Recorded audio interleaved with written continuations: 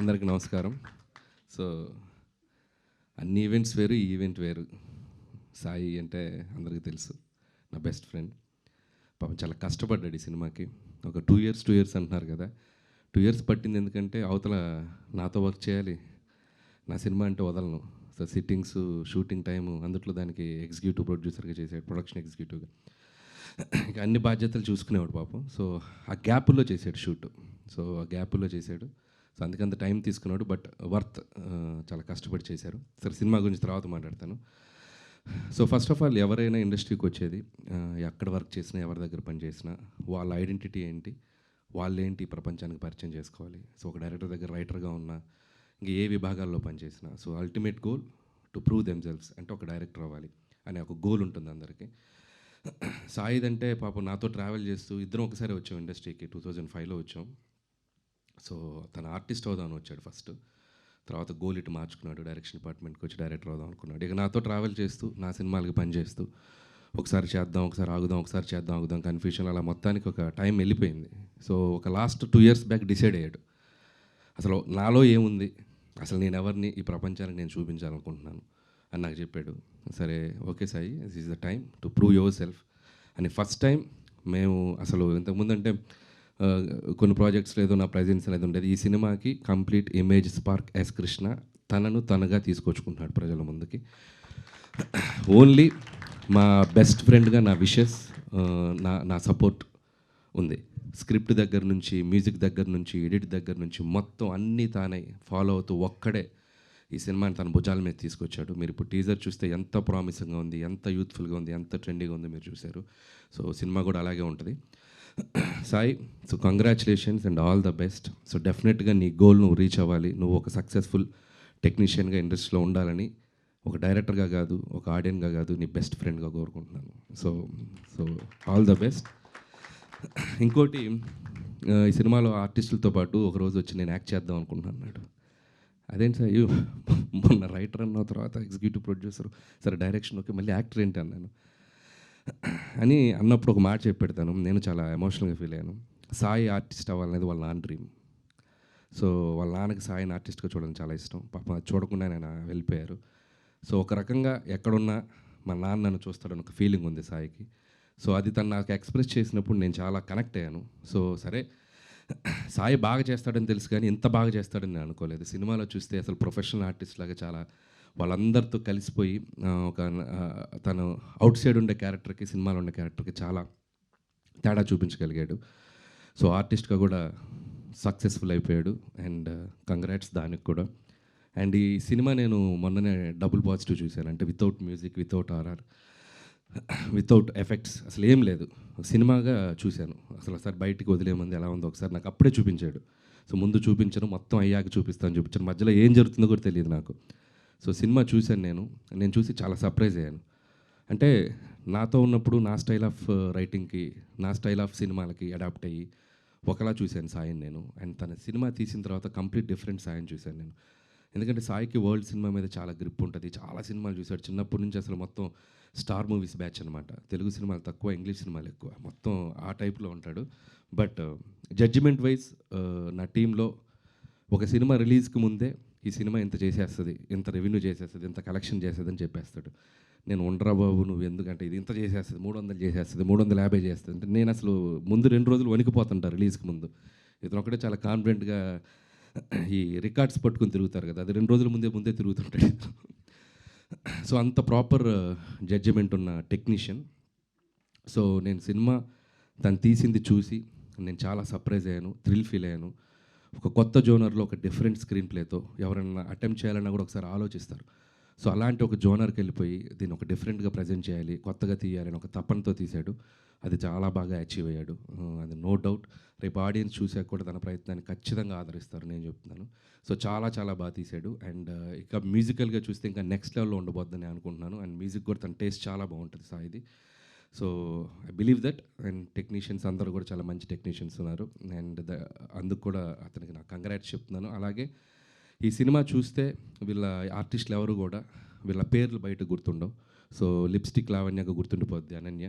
And Safina కూడా పల్లవి తను కూడా తను సర్లే నీకోర్లో చేసింది ఇన్ఫ్యాక్ట్ యాక్చువల్గా. సో తనకి మంచి రోల్స్ ఇద్దరికి, అంటే అమ్మాయిలకి ఒక మంచి క్యారెక్టర్స్ డిజైన్ చేసి త్రూ అవుట్ వాళ్ళ సెంట్రిక్గా కథను తీసుకెళ్తూ ఒక డిఫరెంట్ నరేషన్తో స్క్రీన్ ప్లేతో తీసాడు సినిమా. సో వాళ్ళిద్దరు చాలా అద్భుతంగా నటించారు. సో అనన్య అయితే అసలు ఎక్స్ట్రాడినరీ ఒక ఫైట్ చేసింది. అండ్ ఇందాక ఒకటి చెప్దాం అనుకున్నా, ఇందాక మన వాళ్ళు ఎవరో చెప్పారు, ఎవరు కమల్, ఇది హైదరాబాద్ రోడ్స్ మీద ఎలా తీసారో కూడా తెలియదని. ఖచ్చితంగా సీసీ కెమెరాస్ ఉంటే వీళ్ళందరినీ తీసుకెళ్ళి లోపలేస్తారు. ఒక కెమెరా వేసుకుని బైకుల మీద అటుపోయి ఇటుపోయి చాలా లైవ్లీగా తీశారు. కానీ సినిమా తీశాక చూశాక ఖచ్చితంగా గవర్నమెంట్ వాళ్ళని పిలిచి సత్కరిస్తారు. హైదరాబాద్ ఎంత బ్యూటిఫుల్గా తీశారు, మన హైదరాబాద్ ఇంత అందంగా ఉందన్నట్టుగా చూపించారు. సో చాలా బ్యూటిఫుల్గా లైవ్ లొకేషన్స్, అంటే మనం వెళ్ళి తీయాలంటే కూడా చాలా కష్టం. చార్మినార్ చుట్టూ పెద్ద పెద్ద సీక్వెన్సులు చేశారు. And credit goes to Sai, తన తపన. సో టీం అందరినీ పుష్ చేస్తూ వాళ్ళందరినీ పట్టుకొని చేశాడు. సో అంత లైవ్లీగా ఉంటుంది సినిమా. సో హై అనే సినిమాలో ఆ టైటిల్ కూడా చార్మినార్ పక్కన పడుతుంది, హై అని. So H సింబల్తో. సో అది నాకు ఇంకా బాగా నచ్చింది. అండ్ హైదరాబాద్లో ఒక 2 డేస్లో జరిగే ఒక జర్నీని 4 క్యారెక్టర్ల మధ్య చాలా బ్యూటిఫుల్గా తీసుకెళ్ళిపోయాడు. అండ్ సినిమా చూశాక మీకు అర్థమవుతుంది. అండ్ అలాగే ఇద్దరు అమ్మాయిలకి advance congratulations. Hope you will get more opportunities and all the best. అలాగే స్పెషల్ మెన్షన్ కమల్. సినిమా అంతా వీళ్ళ 4 మధ్యలో నలిగిపోతాడు. ఎంత బ్యూటిఫుల్ టైమింగ్ ఉందంటే తిన దగ్గర. ఖచ్చితంగా చాలా మంచి ఆర్టిస్ట్ అవుతావు Kamal, all the best. And అలాగే హైదర్, సో ఇది అప్కమింగ్ టాలెంట్, తిని కూడా చాలా బాగా చేశాడు. సో మిగతా ఆర్టిస్టులు కూడా అక్కడక్కడ మన శంకర ప్రసాద్లో వచ్చిన ఆర్టిస్టులు అందరూ, సంక్రాంతి కోసం వచ్చిన ఆర్టిస్టులు అందరూ అట సైడ్ లైన్లో వెళ్ళిపోయి అక్కడక్కడ కనబడుతూ ఉంటారు. అదేంటి ఇక్కడి నుంచి తీసుకెళ్తున్నారుగా, ఎప్పుడు తీసుకెళ్తున్నారు, బ్యాక్ ఎండ్లో అలా వెళ్ళిపోతున్నారు. అంటే ఏం లేదండి, నేను ఎగ్జిక్యూటివ్ ప్రొడ్యూసర్ కదా, నీకు దీనిలో రోల్ కావాలంటే నువ్వు నాకు వచ్చి చేయాలి అని అట్లా అందరినీ వాడాను, ఎక్సెప్ట్ హీరోలు హీరోయిన్లు తప్ప మ్యాక్సిమం. సో ఇటు నుంచి అటు వెళ్ళిపోయేవాళ్ళు అనమాట. సో నేను సినిమా చూసేటప్పుడు ఏంటి ఎంతమంది ఉన్నారేంటి, ఎప్పుడు చేసామంటే మన షూటింగ్కి వచ్చిన రోజు అటు వెళ్ళిపోయారని చెప్పాడు. ఓకే, సో ఎనీవే ఎట్లా ఒకలాగా యూజ్ అయ్యారు కదా నీకు.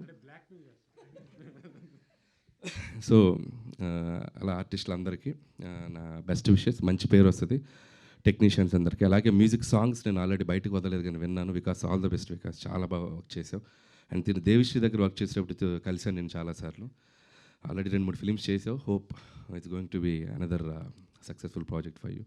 సో అలాగే మిగతా టీం అందరికీ నా best wishes. And too early సినిమా గురించి ఇంకా ముందు మంచి మంచి ఈవెంట్స్, మంచి అప్డేట్స్ ఇస్తాడు సాయి. కంగ్రాట్స్ సాయి.